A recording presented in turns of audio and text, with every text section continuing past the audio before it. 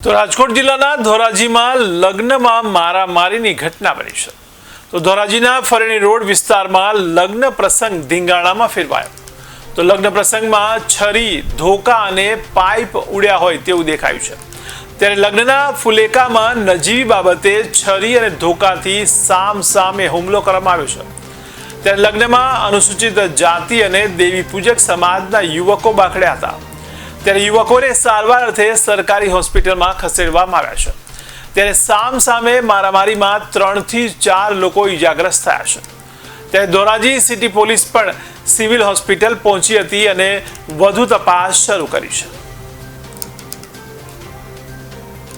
મહેન્દ્રભાઈ અરજીભાઈ સોલંકી।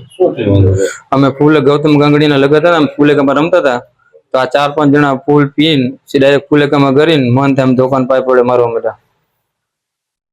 કેટલા જણા ઈજા થઈ ગયા? 4-5 જણા। શું બાબત શું હતી? બાબત તમને ખબર નથી, અમે તો ફૂલેકું ચાલુ હતું, ફૂલેકામાં આવીને સીધા મારવા માંડ્યા। ગૌતમ ગાંગડીના લગ્ન હતા, એના ઘરમાં બિચારાના માંડવામાં કરીને મારવા માંડ્યા। એ બધા ફૂલ થઈ ગયેલા। અમારો એમની હથિયાર ધોકા, પાઇપ ને છરી ને એવું બધું। તમને ક્યાં લાગ્યું? મને માથામાં બધે લાગ્યું ને હાથમાં લાગ્યું।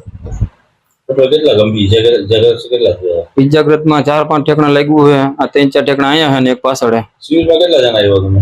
હું ને 3 જણા।